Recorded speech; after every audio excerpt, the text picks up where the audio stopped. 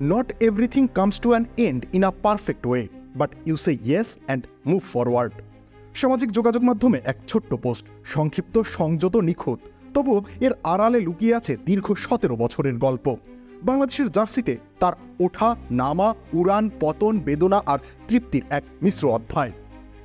রিয়াদ কখনো খুব বেশি শব্দের মানুষ ছিলেন না, মাঠেও না, মাঠের বাইরেও না।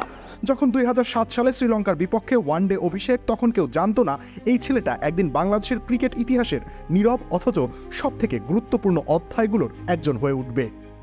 2009 টেস্ট অভিষেকেই 5 উইকেট, 2015 বিশ্বকাপে দেশের প্রথম বিশ্বকাপ শতক, আর টানা 2 সেঞ্চুরি করে ইতিহাস লেখা, এগুলো তো ক্রিকেট প্রেমীদের মুখস্থ। 2017 চ্যাম্পিয়ন্স ট্রফিতে নিউজিল্যান্ডের বিপক্ষে সেই মহাকাব্যিক ইনিংসটা কে ভুলবে?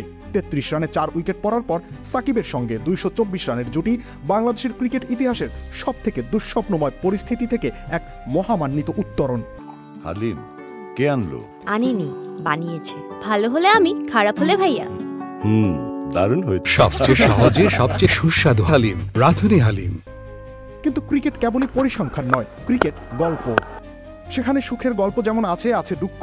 2016 সালের টি-20 বিশ্বকাপে ভারতের বিপক্ষে সেই শেষ ওভারের ট্র্যাজেডি, 2021 টি-20 বিশ্বকাপের দলে জায়গা নিয়ে বিতর্ক, আর টেস্ট থেকে অবহেলিত হয়ে ধীরে ধীরে হারিয়ে যাওয়া, এগুলো মাহমুদুল্লাহর ক্যারিয়ারের অংশ। আর সমালোচনার দায় নিলেন না রিয়াদ, জানিয়ে দিলেন আন্তর্জাতিক ক্রিকেটে আর পারছিলেন না তিনি, বলে দিলেন আর খেলবেন না কোনো ফরম্যাটেই, তিনি এখন শুধুই সাবেক ক্রিকেটার।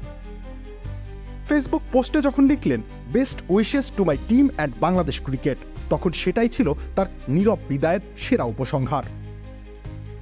সামাজিক যোগাযোগ মাধ্যমে জানিয়ে দিলেন সব শেষ, আর কখনো বাংলাদেশের জার্সি গায়ে চাপাবেন না। বিসিবি ঘটা করে বিদায় দিতে চেয়েছিল, সেই সুযোগও দিলেন না। তবে কি সত্যি শেষ?